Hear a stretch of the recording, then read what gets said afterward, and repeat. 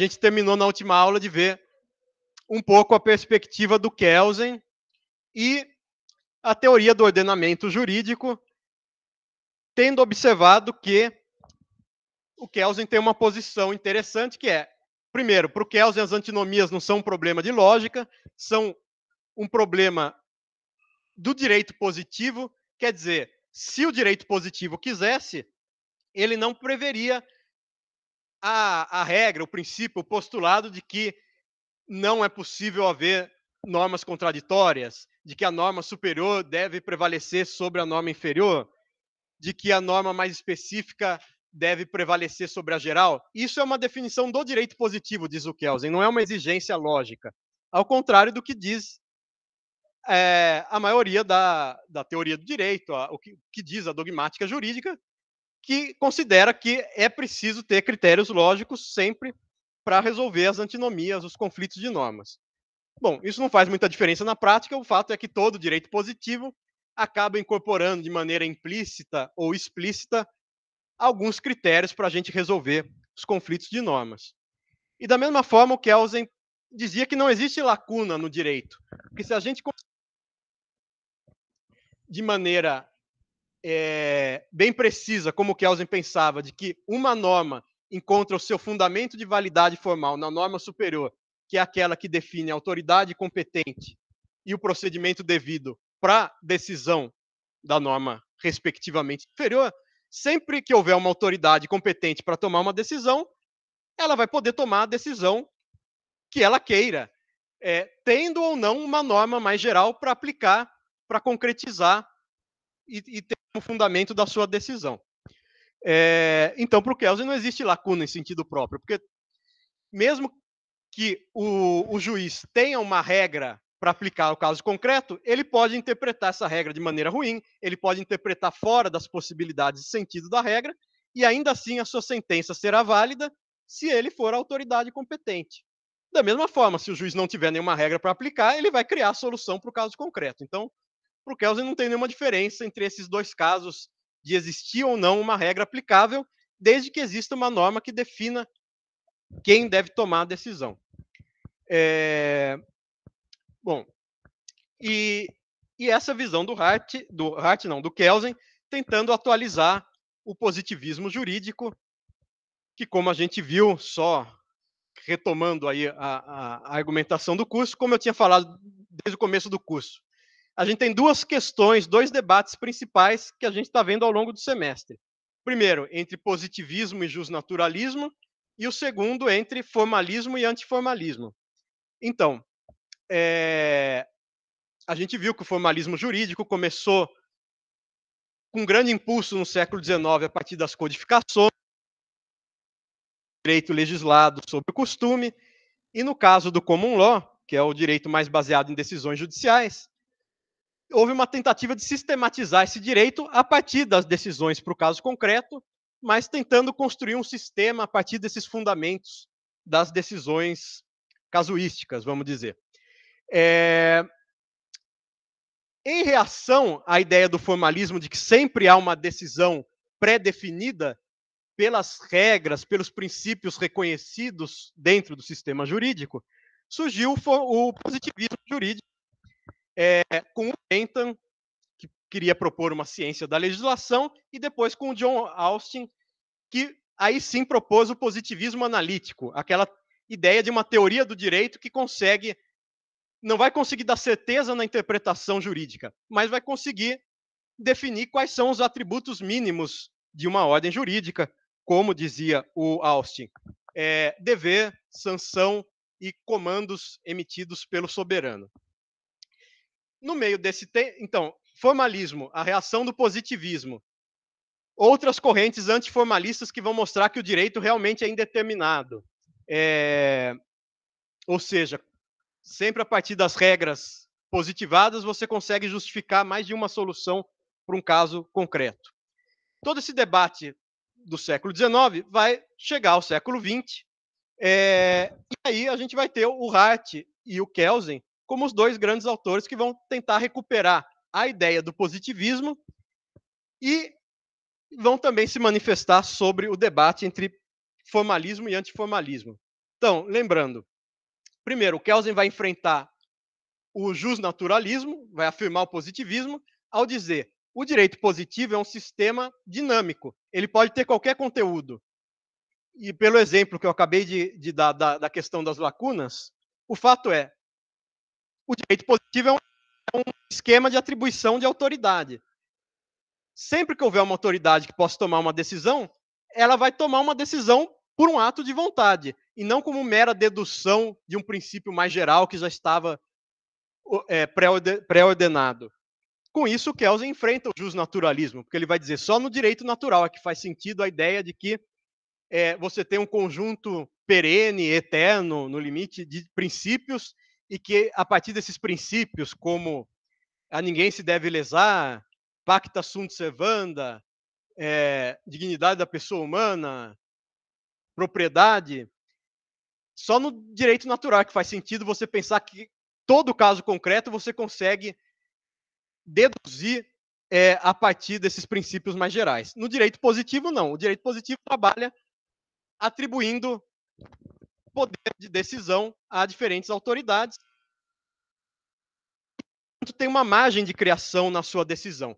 Então, com isso, o Kelsen está, de um lado, enfrentando o justnaturalismo, afirmando o positivismo, ou seja, o direito como uma atribuição de poderes às autoridades, que não se resume a uma dedução de princípios naturais de justiça. E, de outro lado, o Kelsen enfrenta o formalismo jurídico. O Kelsen, na verdade, dizer que a decisão jurídica é um ato de vontade, não é uma mera dedução de regras mais gerais que se concretizam para um caso individual. E aí a gente chega no Hart, enfim, que é o ponto da aula de hoje, mas fiz essa retomada para a gente ver como o Hart, seguindo a linha do Kelsen, vai dar soluções semelhantes em termos de defender o positivismo e de ver os limites do formalismo jurídico. Então, primeiro, o Hart vai afirmar uma visão positivista, vai dizer, é possível entender o direito como, principalmente, uma ordem de atribuição de autoridade por meio de regras que guiam, por exemplo, o processo legislativo, ou regras que organizam o poder judiciário, o poder jurisdicional, o poder de ditar uma sentença. E com isso é possível estudar o direito, a validade jurídica, de maneira independente de uma avaliação da justiça, das regras, e também independente do fato da constatação sociológica de que se essas regras são realmente eficazes ou não, se elas são seguidas pelo cidadão geralmente e aplicadas pelas autoridades sancionando os cidadãos que contravierem essas regras. Bom, então com isso o Hart vai positivista também. E quanto ao formalismo jurídico, o Hart vai dizer que o formalismo jurídico é capaz de descrever uma parte dos casos que acontecem na vida do direito, que são aqueles casos mais simples, mais fáceis, em que você tem uma regra clara e tem um caso concreto que é um exemplo mais específico dos termos mais abrangentes daquela regra. Mas alguns casos no direito, boa parte dos casos no direito, não são casos tão fáceis. São casos que caem numa zona de incerteza da aplicação das regras. Por isso, o Hart afirma uma visão uma visão formalista moderada. Quer dizer, o formalismo jurídico serve para descrever uma parte dos casos. Mas na outra parte dos casos, tem razão, até os realistas que dizem é o juiz que vai decidir como interpretar essa regra ou vai criar uma regra para o caso, porque não é clara a solução que está já positivada no sistema jurídico. Bom, então essa é a conexão mais geral entre Hart e Kelsen e com o debate que a gente vinha fazendo entre positivismo e justnaturalismo, formalismo e antiformalismo. Agora eu queria destacar, bom, vocês vêm lendo, principalmente a turma 11 e 12, mas também a 13 e a 14, têm lido alguns capítulos do conceito de direito do Hart, a 11 e a 12 estão lendo o conceito de direito na integralidade. Eu queria destacar alguns pontos importantes do livro do Hart, que vale a pena a gente lembrar que a primeira edição da Teoria Pura do Direito do Kelsen é de 1934, entre a Primeira e a Segunda Guerra Mundial. E a segunda edição da Teoria Pura do Direito do Kelsen é de 1960. E o conceito de direito do Hart é de 61. Então, são livros exatamente contemporâneos, mas uma das diferenças importantes entre o Hart e o Kelsen é a diferença da teoria que inspirou essa visão de direito. No caso do Kelsen, era a filosofia kantiana, era a ideia de que todo conhecimento é construído pelo sujeito e tem certos pressupostos que não são pressupostos empíricos, que são pressupostos da razão humana, pressupostos que o Kant chamava de transcendentais, que dão a possibilidade de você conhecer algo, conhecer um objeto. E o Kelsen dizia, um pressuposto transcendental da minha teoria é a norma fundamental, ela que permite pensar no direito como se fosse uma ordem escalonada de normas com relações puramente formais de validade entre si. O Hart vai partir de outra influência, que é a influência da filosofia da linguagem, ou filosofia analítica, que são mais ou menos sinônimos, que era um método de estudar filosofia especialmente comum na Inglaterra, na primeira metade do século XX, e influenciado por dois filósofos. Um inglês, que é o John Langshaw Austin, e eu coloquei o Langshaw porque ele é homônimo do John Austin do século XIX, que era o filósofo do direito, é outra pessoa. Esse John Langshaw Austin é um filósofo da linguagem inglês, e também essa filosofia analítica teve influência do Wittgenstein, que era austríaco, mas que foi para a Inglaterra também e acabou influenciando essa formação da filosofia analítica. Isso vai explicar os primeiros capítulos, sobretudo, do conceito de direito do Hart, quando ele vai tentar definir o conceito de direito, mas partindo do uso comum da linguagem. E aqui é um contraste bem grande com o Kelsen. O Kelsen queria ter as definições o mais precisas possíveis dos conceitos jurídicos ou do conceito de direito, pressupondo que essas definições eram uma construção do cientista do direito, da ciência ou da teoria pura do direito. Já o Hart tenta construir as definições tendo por base o uso comum da linguagem, especialmente entre os cidadãos que usam termos jurídicos e as autoridades que também se expressam por meio de termos jurídicos. Então, ele vai pesquisar, ou pelo menos comentar, como são usados os conceitos de dever, obrigação. E aqui é que se revela essa influência que não está tão explícita no livro do Hart, mas que é a influência filosófica por trás dessa ideia de por que eu vou pesquisar o uso comum da linguagem jurídica. Então, o John Langshaw Austin é um autor que falou, além do conteúdo literal das frases, toda sentença, todo ato de fala, ele tem uma teoria dos atos de fala, ele diz, todo ato de fala tem uma força ilocucionária. O que é a força ilocucionária? É aquele sentido, aquele significado de uma frase, de uma sentença, que não está dado pelas palavras, mas que está dado pelo contexto, pelo uso. Então, você pode entender de maneira diferente o que é uma ordem, o que é um comentário, o que é uma sugestão, por essa força ilocucionária. Então, para dar um exemplo, ano passado a faculdade lançou, né, a carta aos brasileiros e às brasileiras em defesa da democracia, e tinha um trecho da carta que afirmava: no Estado de Direito não há tortura. Aí o cineasta, o José Padilha, lá, que fez o Tropa de Elite, disse: eu assinei a carta, mas eu não concordo que no Estado de Direito não há tortura, porque continua existindo tortura no Brasil. Agora, qual que é a questão? A questão é que aquela frase não quis descrever o que acontece no Estado de Direito brasileiro. ela quis afirmar o que deve acontecer num Estado de Direito, que é, não deve acontecer tortura. Então, as mesmas palavras,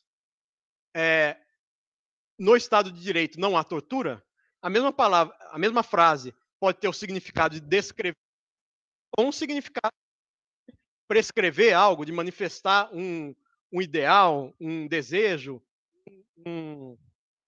enfim, algo normativo, algo que deve ser.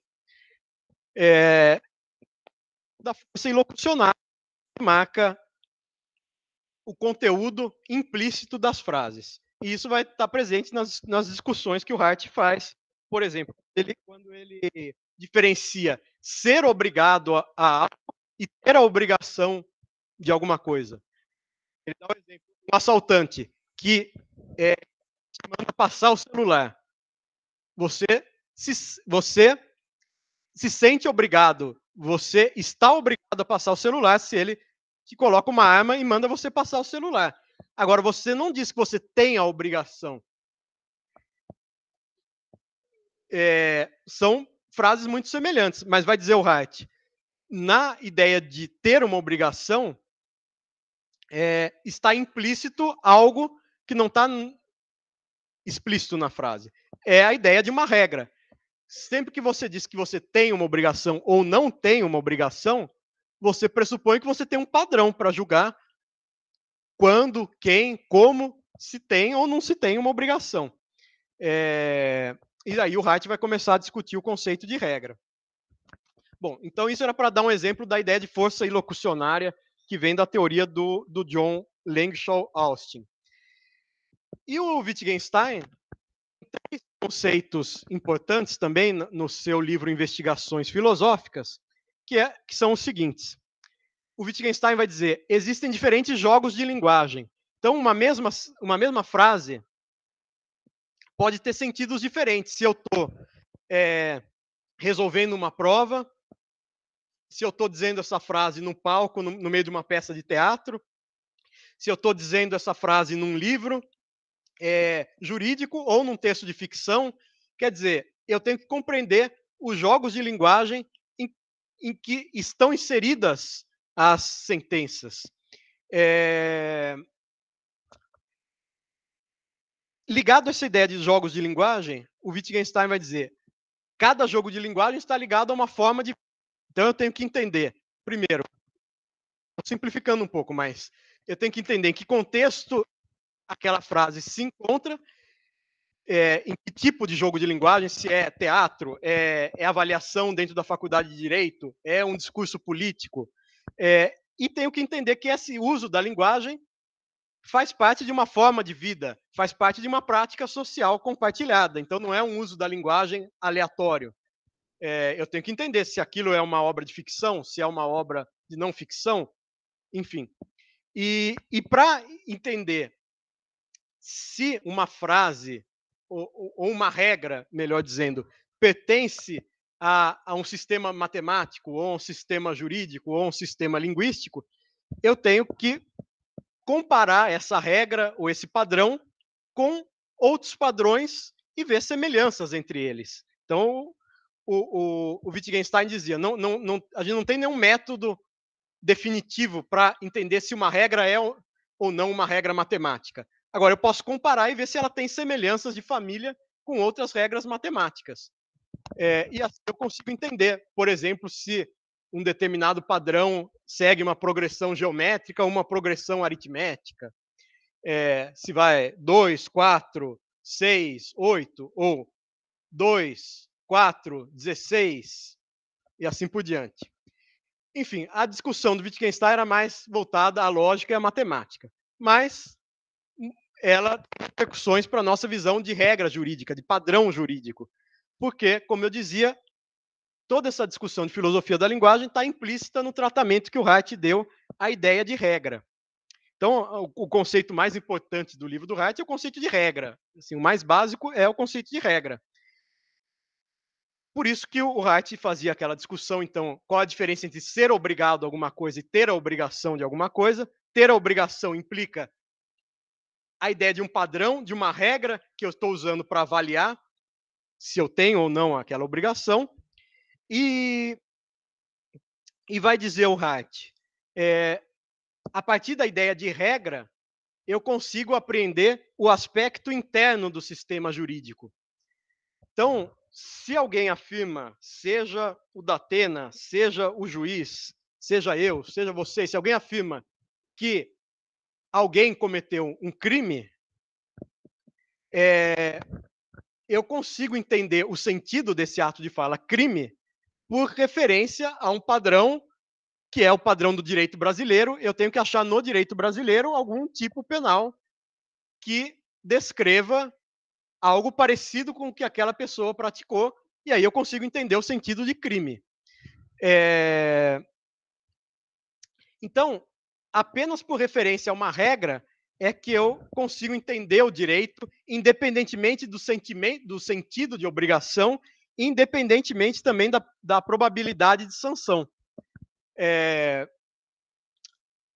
Mesmo que alguém pratique uma conduta ilícita e esse tipo de conduta não seja dificilmente punido empiricamente pelo nosso sistema, enfim, essa seja uma regra ineficaz, eu ainda assim consigo entender que aquela conduta era ilícita, era ilegal, por referência a uma regra. Independentemente, eu posso ter um criminoso, por exemplo, que não tem nenhum sentimento de culpa ou pratica uma conduta sem saber que ela era proibida. E não me interessa o sentimento dele de obrigação, não interessa a probabilidade da sanção. Existe uma regra que é um padrão pelo qual eu posso julgar a conduta. Eu posso justificar a conduta, eu posso criticar a conduta, ou eu posso tomar realmente essa regra como um motivo para agir.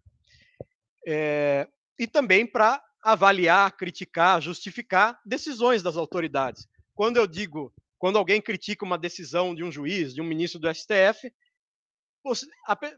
a gente tem que pressupor que a pessoa está fazendo uma crítica com base em um padrão, quer dizer, dizendo que ele interpretou mal uma determinada regra. E, portanto, o Hart vai definir o direito como um sistema de regras.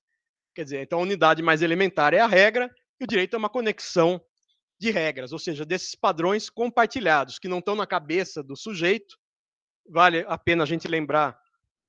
O Hart até faz referência aqui a um debate com o realismo escandinavo, com Alf Ross, tentavam reduzir a ideia de normatividade, de regra, a um imperativo psicológico, algo que tivesse na cabeça das pessoas. O Hart não está dizendo que a ideia de obrigação está na cabeça das pessoas. Pelo contrário, a ideia da obrigação, a ideia de regra, é um padrão social compartilhado, que até independe do pensamento, da consciência individual. Bom, e independe também da probabilidade da sanção, que é uma questão da eficácia. E com isso o Hart vai afirmar a sua visão positivista em torno de 3 teses importantes. Primeiro, a ideia de que o direito tem uma fonte social. Ou seja, se o direito é um conjunto de regras, e se as regras são padrões socialmente compartilhados, eu consigo identificar empiricamente quais são as regras que existem num determinado sistema. Especificamente dos padrões das fontes sociais do direito. O Hart vai dizer o critério para identificar quais são as regras que existem ou quais são as regras válidas é um critério convencional. É também um fato social. É o fato social dos juízes, das autoridades que aplicam as regras, reconhecerem certos critérios como critérios que conferem validade a determinadas regras. E, finalmente, o Hart vai afirmar sua visão positivista, dizendo que dá para separar a análise do direito em relação a critérios morais, ou até que o sistema jurídico é um sistema independente relativamente ao sistema moral.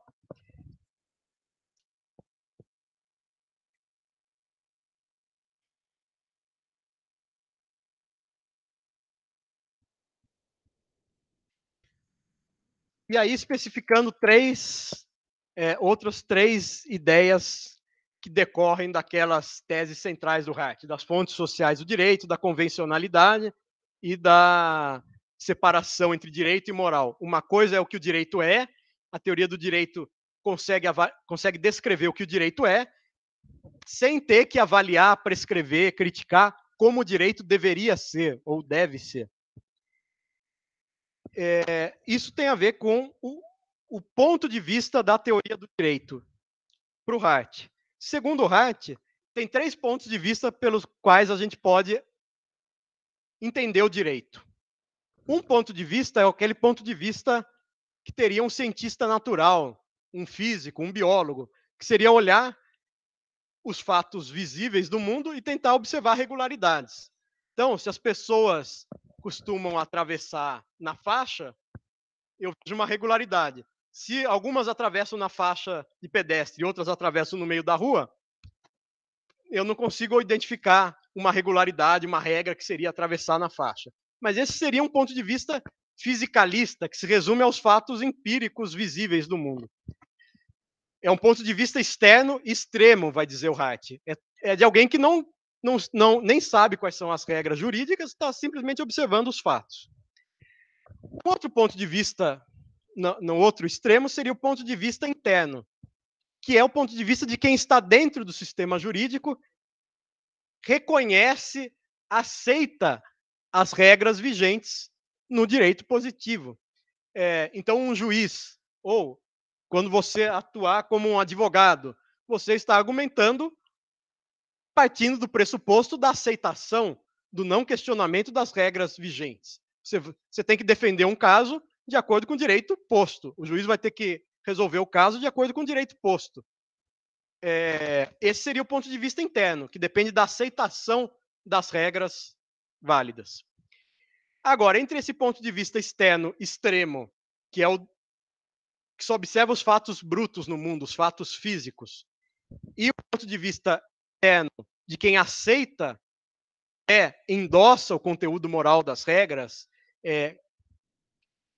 considera legítimo o sistema jurídico ou as regras que está aplicando. Entre esses 2 pontos de vista, diz o Hart, existe o ponto de vista moderado, que é aquele que consegue entender que as pessoas não estão simplesmente praticando condutas aleatórias, que elas estão seguindo alguma regra.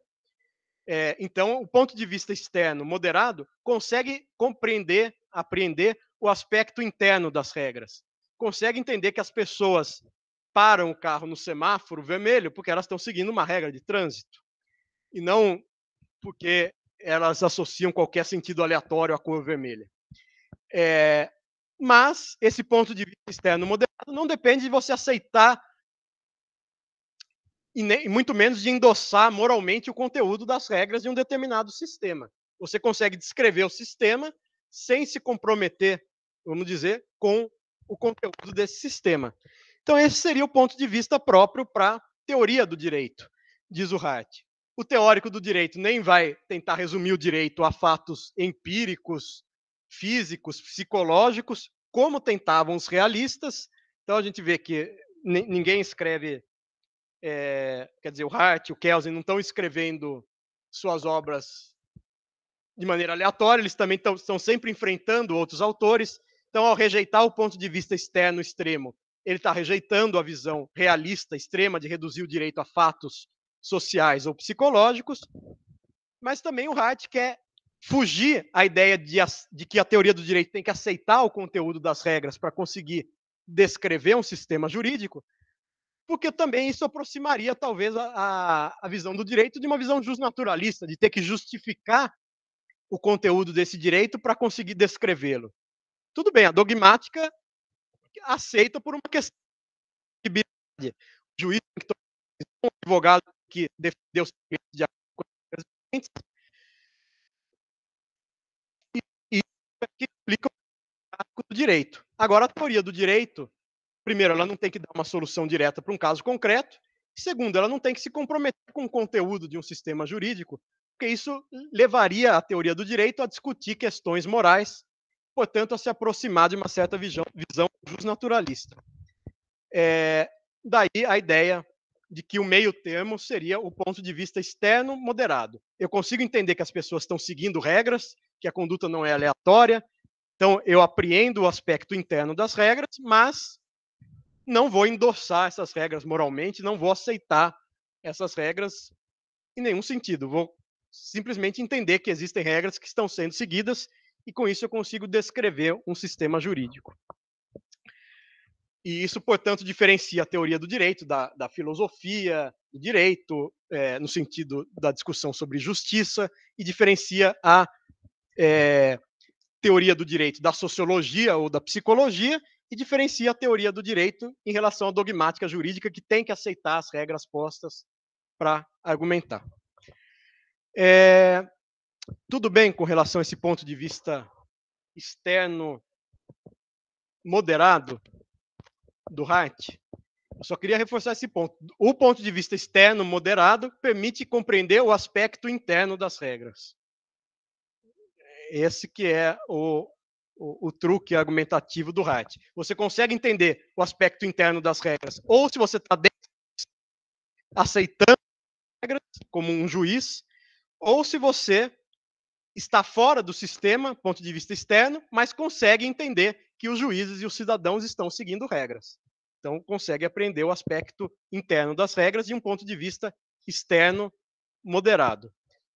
Também chamado, não pelo Hart, mas por intérpretes do Hart, de ponto de vista externo compreensivo, ou hermenêutico, ou interpretativo, no sentido de que você entende o sentido que os sujeitos, que os agentes estão dando às suas ações, que é um sentido guiado, orientado por regras. Daí, portanto, vem o capítulo, os dois capítulos, que eu diria, os dois capítulos mais importantes do conceito de direito são o capítulo 5 e o capítulo 7. No capítulo 5, o Hart vai construir até uma explicação sociológica. Por que o direito positivo se baseia não apenas em regras primárias de obrigação, ou de permissão, ou de proibição, mas também em regras secundárias que atribuem poderes. E ele vai dar uma explicação sociológica, funcionalista. Por quê?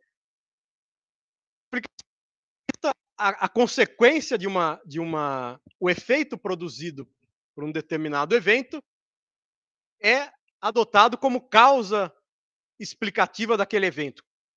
Quer dizer, o Hart parte de um estágio inicial, que é o estágio que a gente só tem costume. Ele vai dizer, o costume é muito incerto, eu nunca sei qual que é, se a regra existe ou não, porque o costume depende de uma rotina sendo reiterada, pode ser o costume sendo difuso, é difícil identificar qual é a regra, qual é o padrão de conduta devido. Costume também pode a gente tem um sistema puramente costumeiro, no sentido de que as pessoas têm que seguir as práticas do grupo e não existe nenhum órgão centralizado para impor uma sanção, as pessoas podem deixar de seguir o costume.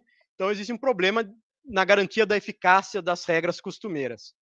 E existe o problema também de que o costume não consegue ser alterado de maneira voluntária, deliberada. Bom, então esses são os problemas. E o Hart vai dizer, para resolver esses problemas, surge uma solução, que é o direito positivo. O direito positivo, por conferir certeza, eficácia e mutabilidade ao direito, teria sido a evolução, a consequência necessária da evolução do direito costumeiro. Quer dizer,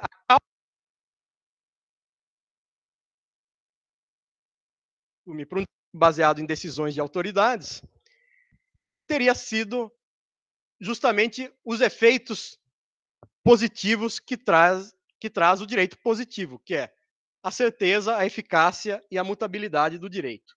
Bom, tudo isso para dizer, o Hart parte de uma explicação sociológica, claro, estilizada, para dizer todo sistema jurídico precisa garantir um mínimo de certeza, de eficácia e de mutabilidade, portanto, precisa se basear no direito positivo.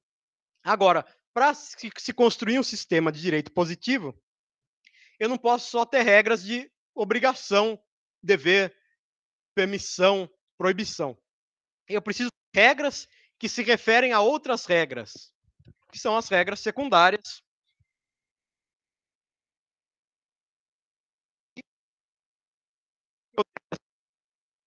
Do processo legislativo, que permite alteração do direito, e regras de julgamento, que permitem definir a competência, que juiz deve julgar determinado caso. Diga.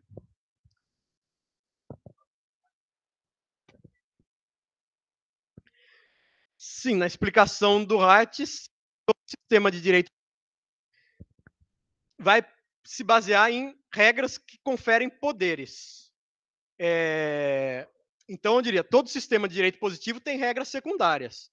Agora, a gente pode pensar que entre esses dois extremos do direito costumeiro puramente descentralizado até chegar ao direito positivo, tenham surgido por costume regras secundárias ou equivalente das regras secundárias. Quer dizer, a ideia de que se o costume não é seguido, é o xamã, é o pajé, sei lá, a autoridade daquele grupo social é que é responsável por punir quem não seguiu o costume.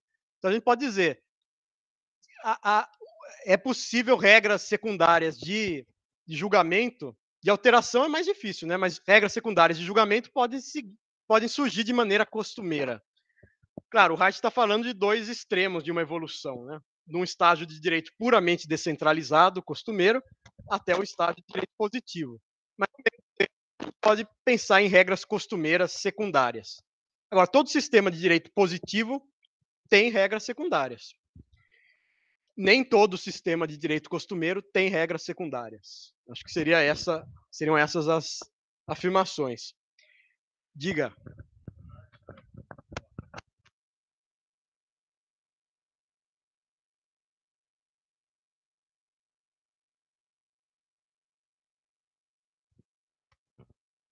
Uhum.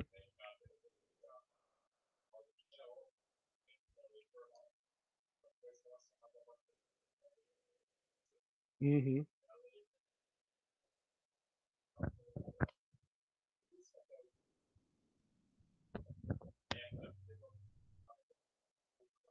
Uhum.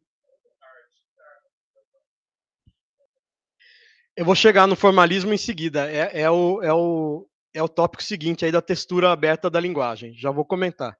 Só para fechar a ideia do sistema de regras. Eu falei de duas regras secundárias. Quer dizer, dois tipos de regras secundárias. As regras de alteração e as regras de julgamento no plural. Vale a pena lembrar.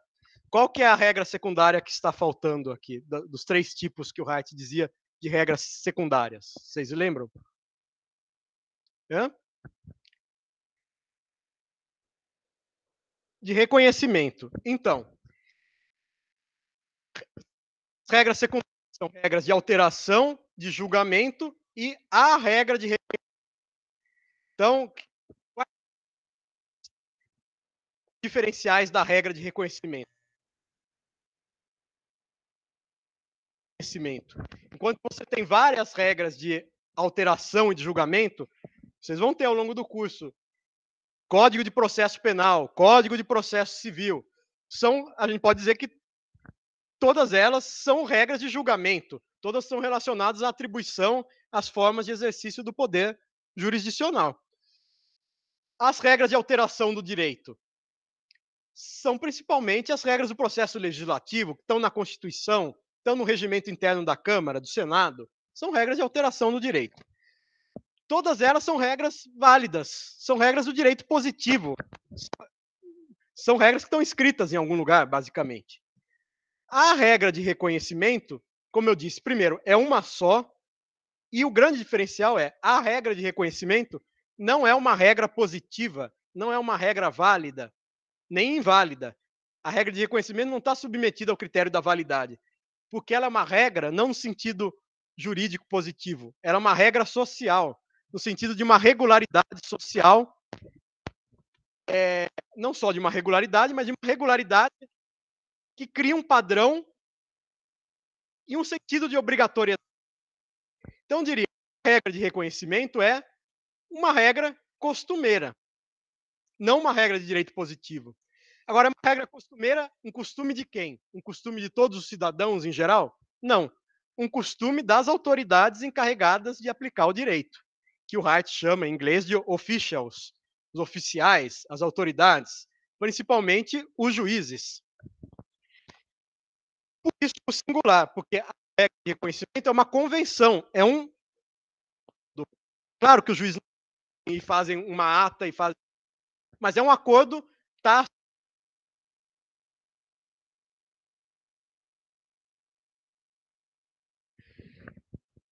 A regra de reconhecimento é essa convenção, é esse fato social, é esse acordo entre as autoridades sobre quais os critérios para identificar o direito válido. Por isso, ela não é uma regra válida ou inválida, ela não é uma regra de direito positivo, ela é uma convenção. Por isso, o singular. Agora, essa convenção pode indicar vários critérios. E pode, por exemplo, no nosso brasileiro, a gente pode dizer que a regra de reconhecimento, o padrão compartilhado para a identificação do direito válido no Brasil é a referência à lei de introdução às normas do direito brasileiro, à Constituição brasileira, aos códigos de processo penal, civil, principalmente. Quer dizer, a convenção entre os juízes é, para identificar se uma regra é válida ou não, eu tenho que ver se essa regra foi posta cumprindo o que está previsto na LINDB, o que está previsto na Constituição, o que está previsto nos códigos de processo. Então, a regra de reconhecimento é simplesmente o acordo, a convenção, que aponta quais são os critérios. A gente vai ver na próxima aula como essa discussão vai longe com o Dworkin, porque o Dworkin vai dizer a regra de reconhecimento, primeiro, pode ser que eu não aceite que o direito possa ser identificado por uma convenção social entre os juízes. Tem o primeiro ponto. Agora, tem outro ponto que é, mesmo que eu aceite que o direito positivo é identificado por uma convenção entre os juízes podem identificar que, além dos critérios previstos em leis positivas, qualquer norma que tenha um conteúdo moral consistente, harmônico com o conteúdo moral da ordem jurídica vigente, se torna uma norma jurídica. Bom, a gente já vai ver esse debate na próxima aula, que tem a ver com o chamado positivismo inclusivo, que vai dizer, além da regra de reconhecimento, essa convenção, apontar para fontes formais do direito, ela pode apontar para que tudo aquilo que é compatível com o conteúdo do direito positivo passa a fazer parte do direito positivo. Então, esses três pontos, na verdade, são o grande objeto do debate entre aqueles que vão defender o Hart, entre aqueles que vão endossar as críticas do Dworkin e aqueles que vão contra o Dworkin e contra o Hart. Então, a questão do ponto de vista externo, a questão do sistema de regras, especialmente a controvérsia sobre a regra de reconhecimento, e o terceiro, que é a questão da textura aberta da linguagem. O Hart vai, como eu disse, influenciado por aquelas concepções da filosofia da linguagem, vai dizer a linguagem da qual se vale o direito é a linguagem natural. O que é a linguagem natural? É a linguagem que a gente usa no dia a dia. Diga.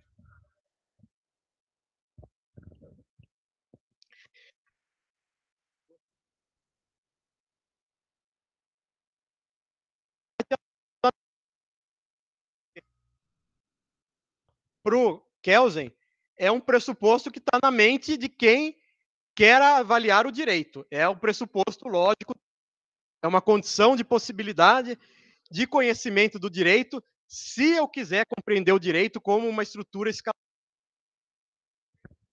determinada pelas próprias normas jurídicas. Então, essa é a base filosófica por trás da ideia de norma fundamental.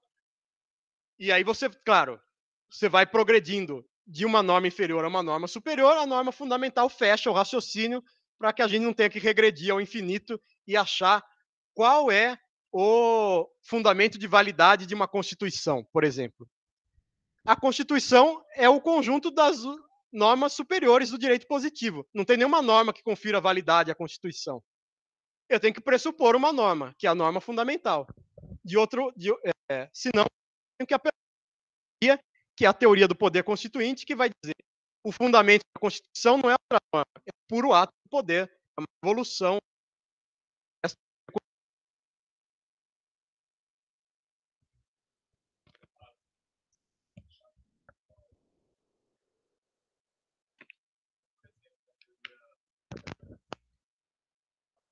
Uhum.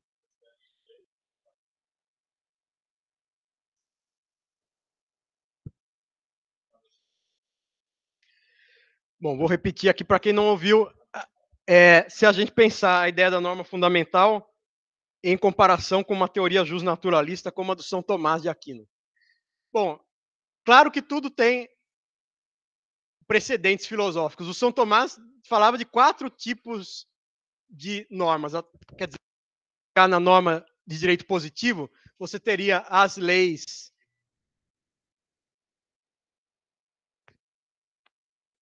Lei chamava. Depois da lei divina, você teria as leis naturais. Depois as leis racionais, até chegar às leis positivas. O São Tomás de Aquino partia da ideia de dedução. Quer dizer, a vontade de Deus ninguém consegue conhecer. É muito difícil conhecer a vontade de Deus. Mas eu consigo, por meio da minha razão, entender o que seria racional, o que seria harmônico com essa vontade de Deus, que na verdade é um mistério.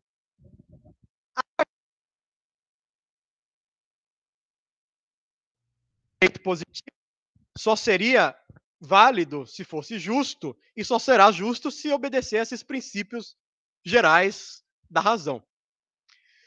Então, São Tomás parte de uma ideia de dedução, ou de determinação, melhor dizendo. O termo mais ligado à filosofia tomista é determinação do direito. Eu consigo determinar o direito positivo a partir da determinação das regras racionais, ou princípios racionais, que são uma determinação, uma expressão do que são as normas divinas ou as leis divinas. Então, o Kelsen vai usar a ideia de norma fundamental. A norma fundamental é um conceito vazio, ela não tem nenhum conteúdo. O conteúdo básico dela ela institui um padrão de positivação das regras. Ela fecha um sistema jurídico, ela é um pressuposto que diz: eu devo obedecer esse sistema jurídico, ou melhor, começou a validade do sistema jurídico. Daí o sistema estático para o Kelsen. O sistema estático é a ideia do São Tomás de Aquino. Eu tenho certos princípios fundamentais da razão e eu determino as regras do direito positivo a partir desses princípios gerais da razão. A ideia do Kelsen o direito positivo pode ter qualquer conteúdo. Então, eu não vou estudar o conteúdo eu vou estudar a forma do direito, a forma de atribuição de poder. E para fechar essa hierarquia, eu tenho que pressupor uma norma das outras, ou confere validade à Constituição, vamos dizer, na prática, mas ela mesma não tem uma norma anterior ou superior que lhe dê validade. Mas a norma fundamental é uma ideia formal, uma ideia da razão, não tem nenhum conteúdo, diferente da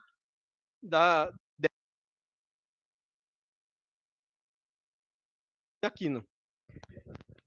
Agora, e aí a gente chega no Hart. O Hart não quer dizer que o critério para identificar a validade do direito seja um critério que está na cabeça do cientista do direito. Ele quer dizer, é um critério que está na sociedade, mas não em qualquer lugar. Você não vai perguntar para alguém passando na rua como eu sei que uma regra é válida ou não. Você vai perguntar dentro da comunidade dos aplicadores do direito quais são os critérios que eles usam para dizer se uma regra é ou não válida. E aí eles podem indicar. Não, os critérios estão na Constituição, na LINDB,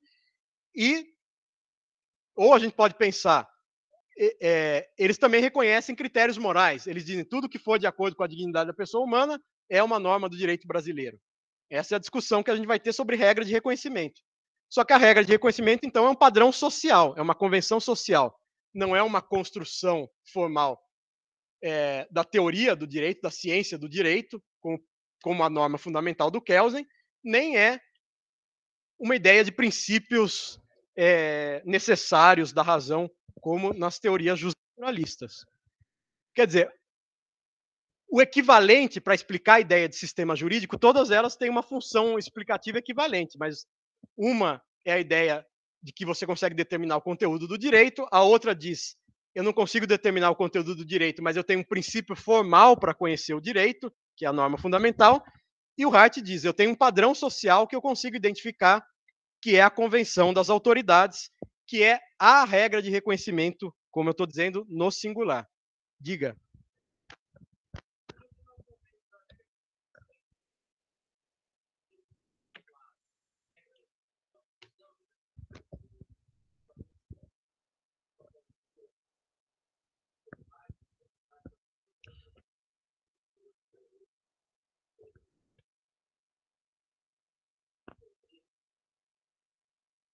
Uhum.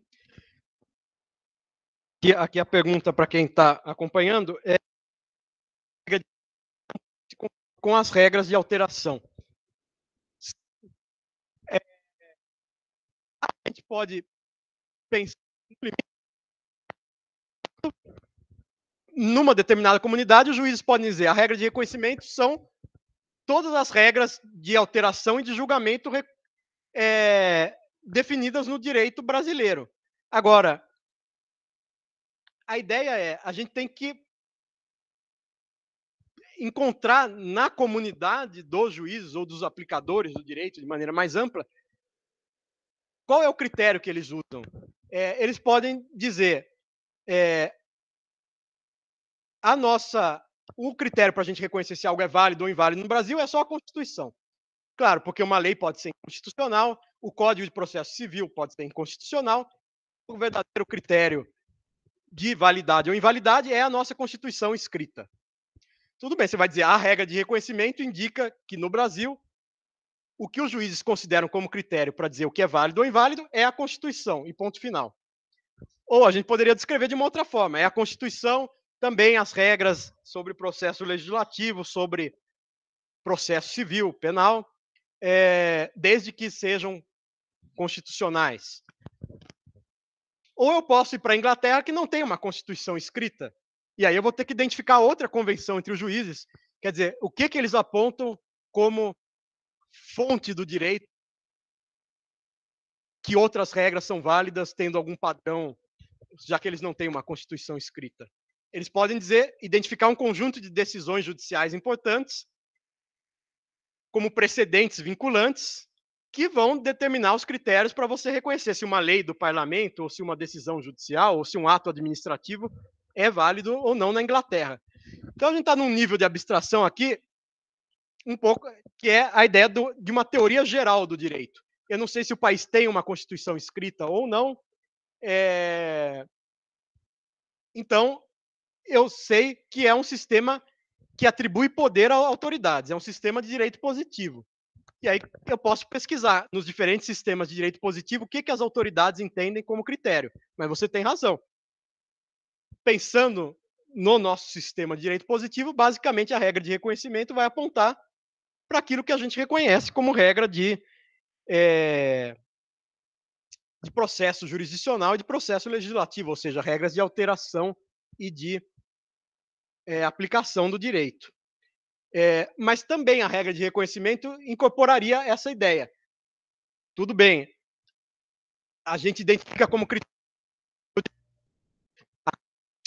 a lei de introdução de processo civil, penal, o regimento interno da Câmara, do Senado, mas também faz parte da ideia de que existe uma hierarquia entre Constituição e lei, a lei só vai prevalecer se ela for constitucional. Quer dizer, a regra de reconhecimento é um conjunto de entendimentos que está por trás sobre como aplicar o direito. Então, a regra de reconhecimento é sempre uma coisa complexa, não é uma regra no sentido que eu vou abrir e conseguir formular que a regra é esta. É a regra no sentido de um padrão compartilhado, mas que é sempre complexo. Os entendimentos que as pessoas têm, as pessoas que estão aplicando o direito, sobretudo. Bom, a gente vai voltar outras vezes na questão da regra de reconhecimento. Ao falar do Fuller, eu vou voltar, e ao falar do Dworkin, eu vou voltar na questão da regra de reconhecimento. Mas a ideia é essa, é um acordo sobre como entender, como aplicar os padrões para identificar o direito válido. E quais são esses padrões. E aí a gente chega no terceiro grande ponto que vai gerar controvérsia no livro do Hart, que é, como eu dizia, a influência da filosofia da linguagem vai levar o Hart a entender que a linguagem que a gente usa no direito não é uma linguagem lógica, formal, precisa. Não é uma linguagem tão precisa quanto a matemática. Na matemática eu sei, ainda que seja uma condição que 2 ou 2 sempre é 4. Mas matar alguém, eu posso ter casos fáceis em que eu sei que alguém enfiou uma faca, o outro morreu, e posso ter casos que são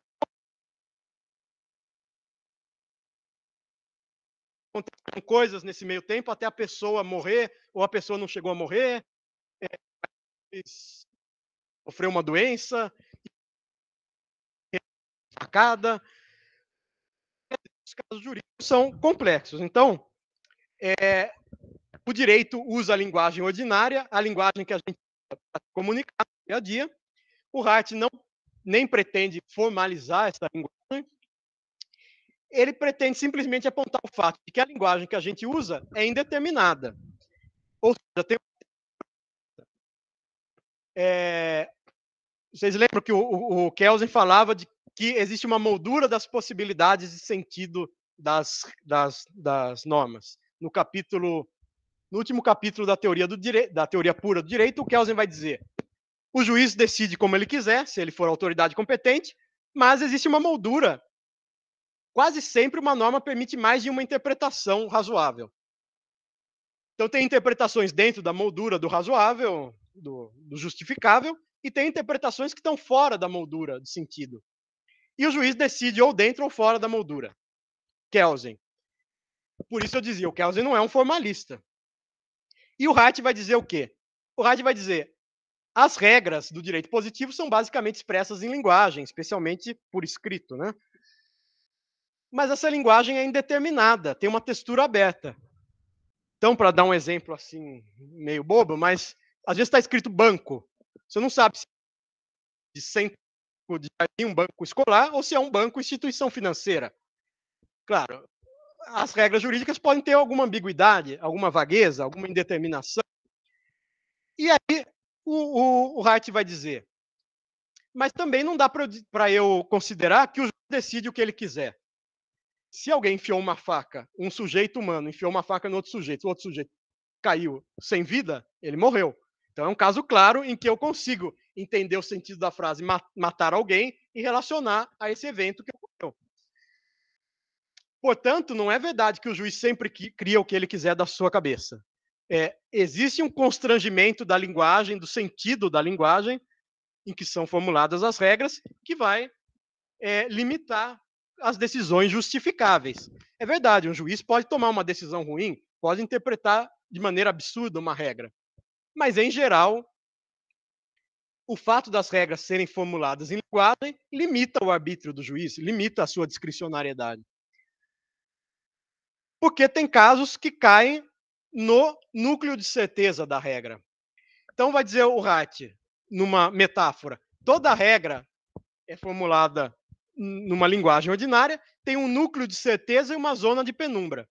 O núcleo de certeza tem a ver com aqueles casos em que o sentido da regra claramente leva à aplicação ou à não aplicação da regra. Aquele determinado caso. Então, a gente poderia dizer, são os casos fáceis. E aqui que tem razão os formalistas. Uma parte importante do direito são casos fáceis. Você sai na rua, alguém pega seu celular, é um furto. Se alguém pega com violência, apontando uma arma, é roubo. Tudo bem, eu consigo entender isso, e é importante para o direito que boa parte dos casos sejam fáceis.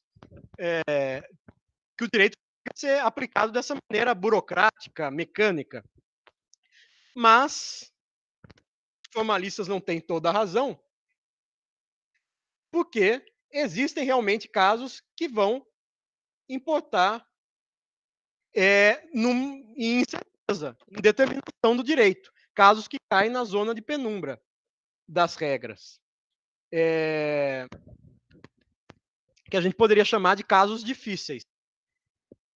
Esse capítulo sobre formalismo e ceticismo sobre regras, que é o capítulo 7, o Hart vai justamente dizer: não dá para a gente entender o direito como um puro arbítrio dos juízes, levando ao extremo aquela frase dos realistas, ou do Oliver Wendell Holmes, juiz da Suprema Corte Americana, que dizia: o direito é o que os juízes decidem, ou o direito é uma previsão sobre o que os juízes vão decidir. A gente pressupõe que o direito é racional, aleatório.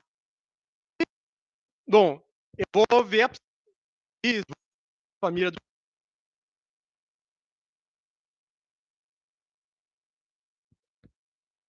Não, o direito não é isso exatamente, vai dizer o Hart. Mas também o direito não é um sistema mecânico que dê soluções certas e determinadas para todo e qualquer caso.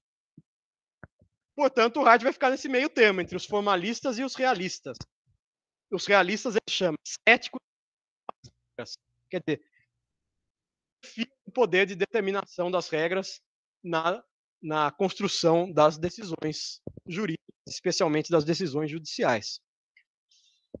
Eu já vou dar bom, como eu disse, a gente vai voltar a esses 3 pontos. Eu já vou dar um exemplo em seguida sobre a textura aberta, que vai esclarecer mais. Mas uma dúvida ainda inicial sobre esses 3 pontos principais do Hart? Diga.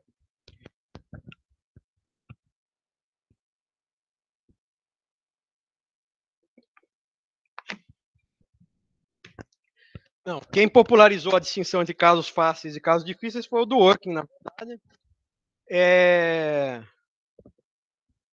Mas o Hart já dá a entender que, na zona de certeza, você tem casos que os juízes resolvem de maneira mecânica, que a gente poderia chamar de casos simples e casos fáceis.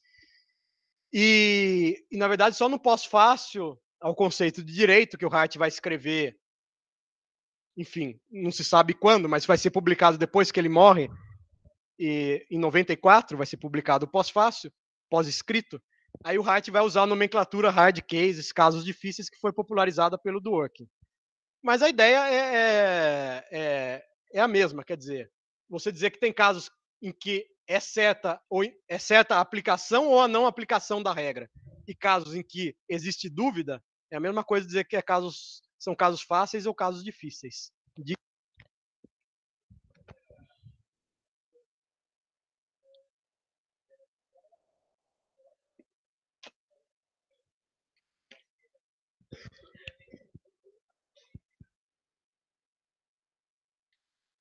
Então, a grande questão é o seguinte: nem a norma fundamental, nem a regra de reconhecimento são regras no sentido de regras do direito positivo.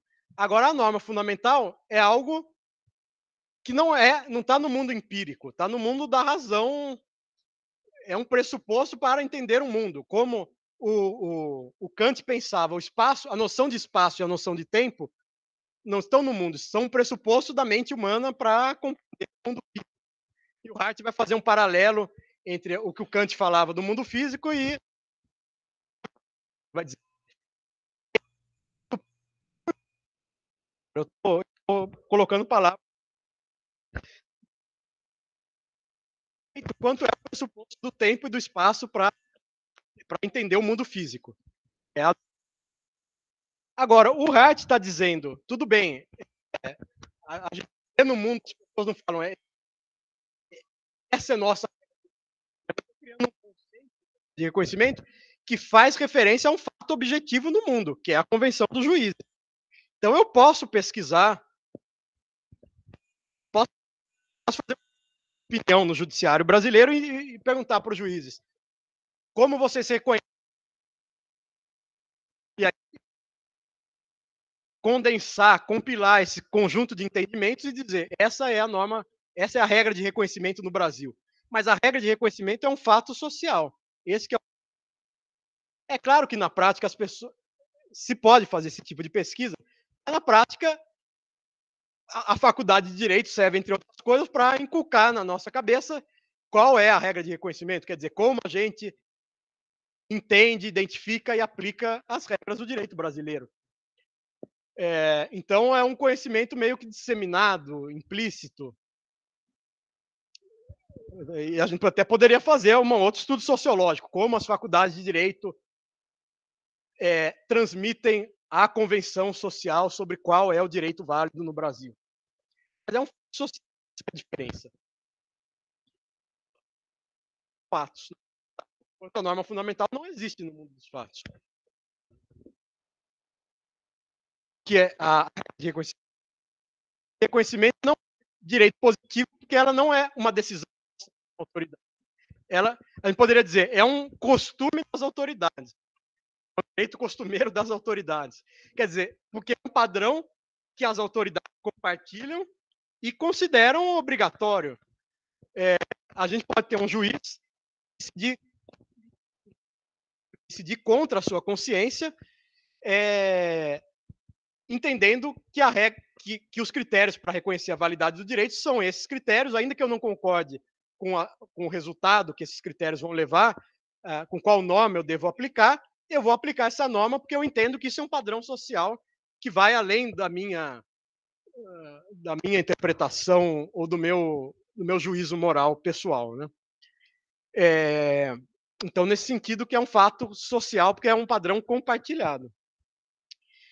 E aí a gente então chega, é o conceito de regra. O que é a regra para o Hart? É um padrão compartilhado. Então a gente tem regras costumeiras e regras primárias e regras secundárias.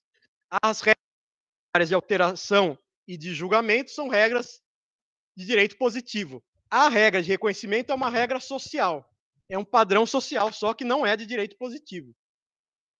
É um costume das autoridades. É uma convenção das autoridades.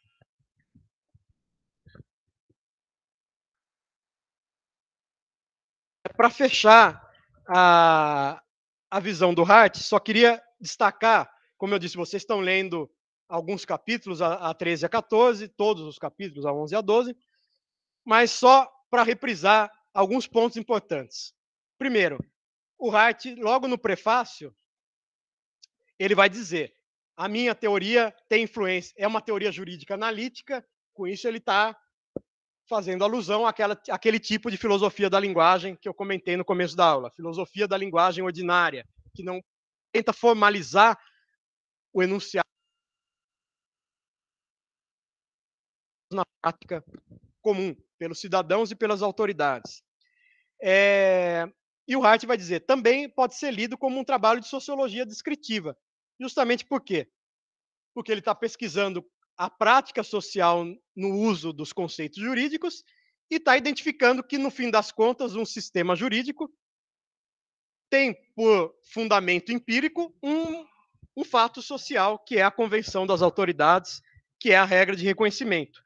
Então, o trabalho dele pode ser lido como um texto sociológico também. No capítulo 1, o Hart vai falar, tentar fazer duas diferenciações importantes. Primeiro, entre regras jurídicas e regras morais.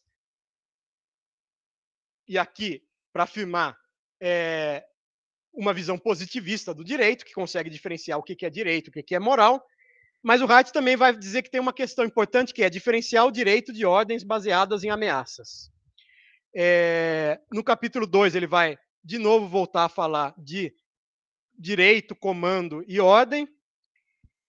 No capítulo 3, ele vai dizer que é muito difícil identificar um sistema jurídico, porque você tem regras jurídicas que vêm de decisões de diferentes autoridades, regras que podem ter diferentes conteúdos, e ainda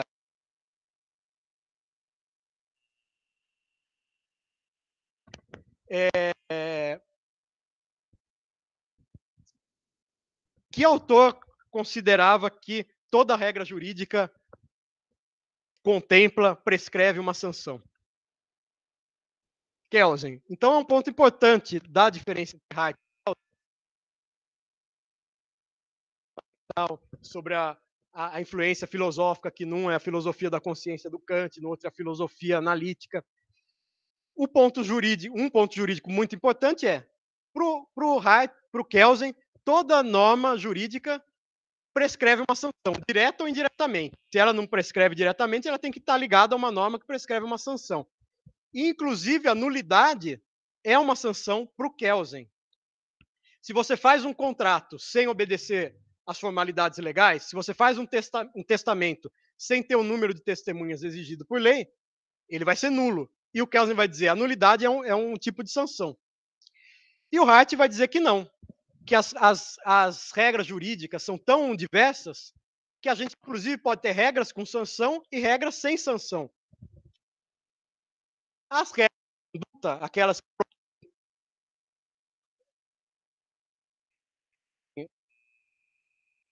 geralmente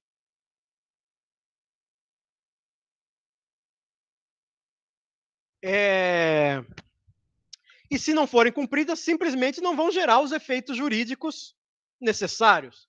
Então, se você não fez, não registrou a sua compra e venda no cartório, você não tem o direito real de propriedade. Tudo bem, dizer o Hart, você está sofrendo uma desilusão, se você não vai ter o benefício jurídico que você teria ao cumprir as formalidades. Mas não dá para equiparar a nulidade com uma sanção. A sanção uma sanção positiva é a ameaça de um mal. Uma sanção negativa, né? É a ameaça de um mal. Uma sanção positiva é a promessa de uma vantagem. Agora, a nulidade é algo que pode contrariar as expectativas do sujeito, mas não vai produzir um mal em si. Você simplesmente não vai ter o efeito jurídico porque não cumpriu a formalidade. Então, para o Hart, a nulidade não é uma sanção.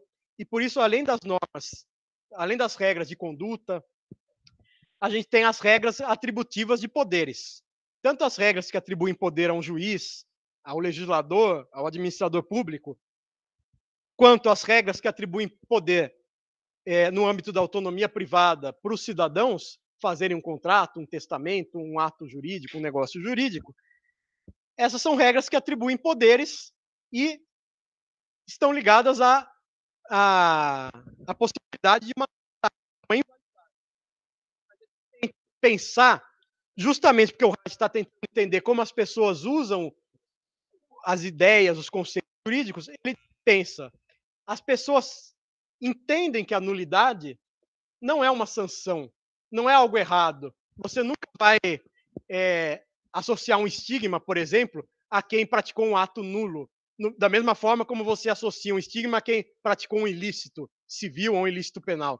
Você não vai pedir uma indenização, nem vai prender a pessoa, nem a pessoa vai ter que pagar uma multa por ter feito um ato nulo. O ato não vai ter efeitos.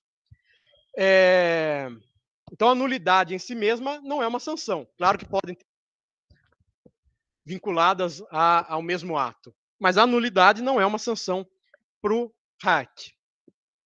E aí também tem um ponto importante, porque o Hart vai dizer as pessoas podem obedecer o direito pelos mais diversos motivos. Então, com medo da punição.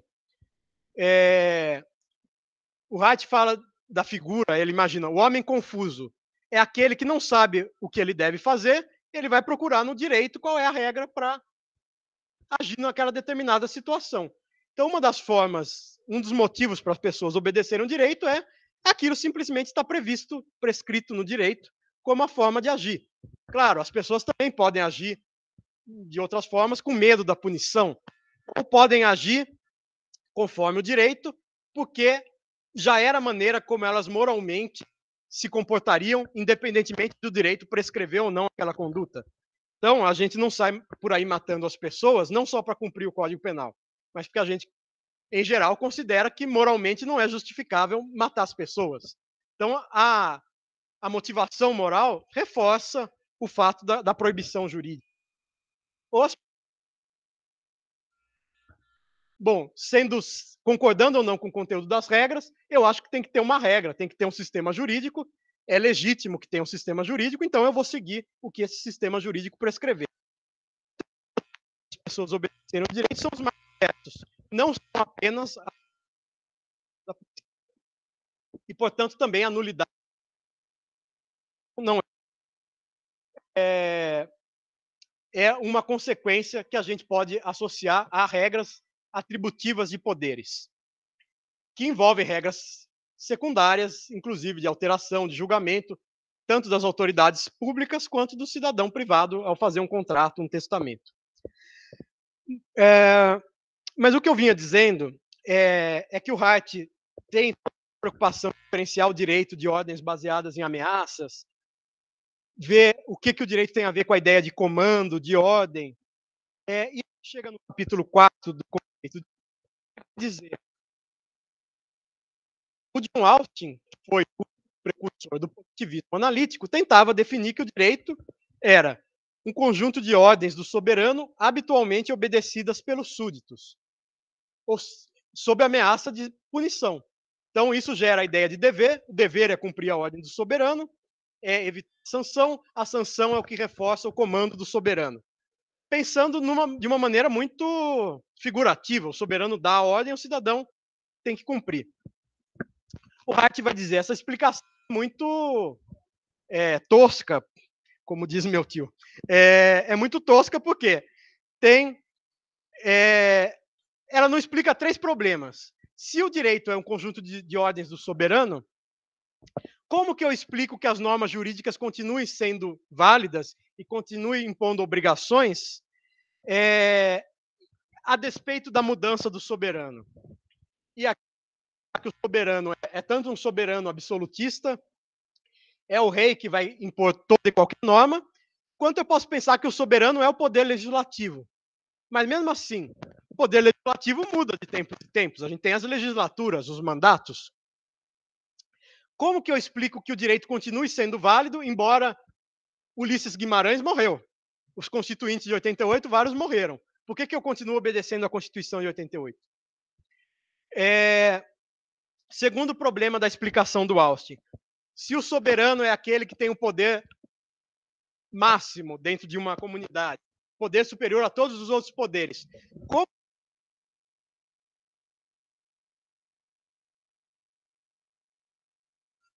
são as formas que esse soberano adotar para criar uma nova lei? Pensando no poder legislativo, o poder legislativo não pode emendar a Constituição, complementar um quórum área. Então, como que eu explico limitações jurídicas a essa entidade que impõe os comandos? Se ela que impõe todos os comandos, como é que ela pode se autolimitar? E, terceiro lugar, como que eu explico que o direito venha não só do soberano diretamente, do legislador, mas que o direito é criado, por exemplo, por um privado, por um contrato que não existia antes? Como que eu explico que o direito venha não só do soberano, do legislativo? São os problemas que na explicação positivista do John Austin, e daí é criar toda essa explicação que a gente acabou de ver sobre o direito como sistema de regras secundárias, a regra compartilhada das autoridades, sobre como é o direito válido. É uma explicação muito mais complexa do que era a explicação do Austin. Mas a explicação do Austin tem esses pontos furados, de identificar o direito muito a uma figura concreta, como uma pessoa ou um colegiado visto como soberano.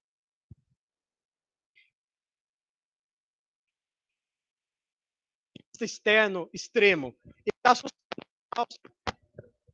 Quer dizer, o soberano você consegue ver, ele emitiu uma ordem e as pessoas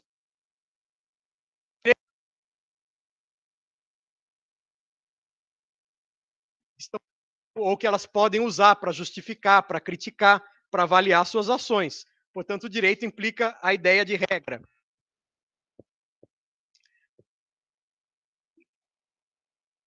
Para fechar, o Hart, aí eu faço o intervalo e falo do Fuller. Para fechar a questão do Hart, vocês vão ler o capítulo em que o Hart vai enfrentar o seguinte problema, que tem a ver com a concepção do positivismo. Existe ou não alguma conexão necessária entre direito e moral? Para os justnaturalistas, direito e moral são como se fossem sistemas com a mesma área, aliás, conjuntos com a mesma área, com os mesmos componentes. O direito positivo coincide ponto a ponto com a moral. Dizer que não. Tem uma parte do direito que tem um conteúdo aleatório, vamos dizer, um conteúdo variável, mas tem um direito positivo que é necessária, a gente pode dizer. Pode até que é uma demanda nacional. conteúdos. O Hart vai dizer são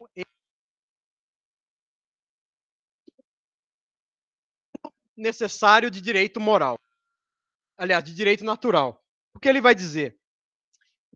Em toda e qualquer ordem jurídica, em todo e qualquer tempo, existem certos atributos comuns da humanidade. Quer dizer, os seres humanos são têm mais ou menos a mesma força, mais ou menos a mesma altura, lutam por recursos escassos. Só dessa descrição muito geral, que descreve os seres humanos de 10 mil anos atrás até hoje, tem certos conteúdos que todo direito positivo teve que ter. Conteúdos que proibiam um ser humano de exercer a força arbitrariamente sobre o outro, no limite de matar o outro. Então, a regra não matarás está desde os 10 mandamentos até todo direito positivo que existiu teve alguma proibição do homicídio. Regra sobre propriedade. Como os recursos são escassos, todo e qualquer sistema de direito previa alguma forma legítima de apropriação dos recursos. Como você pode se apropriar dos recursos? Que não fosse a propriedade privada. Como você pode usar um pedaço de terra? Quais são as obrigações, os deveres, os direitos que você tem com relação àquele bem, aquela coisa?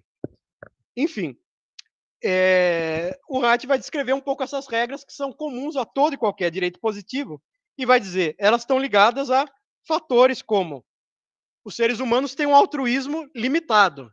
Eles podem até se sacrificar pelos outros, mas muito pouco. Eles são regidos mais pelo egoísmo. Os recursos são limitados, são escassos. Os seres humanos são vulneráveis uns aos outros, têm uma igualdade aproximada em termos físicos, podem impor um risco, um perigo à segurança um dos outros. Então, esse é o mínimo de direito natural, é um conteúdo necessário de toda e qualquer ordem jurídica. O Hart vai dizer que a ideia de justiça é uma ideia muito mais específica que a ideia de moral, porque a ideia de justiça implica uma ideia de proporção, de igualdade.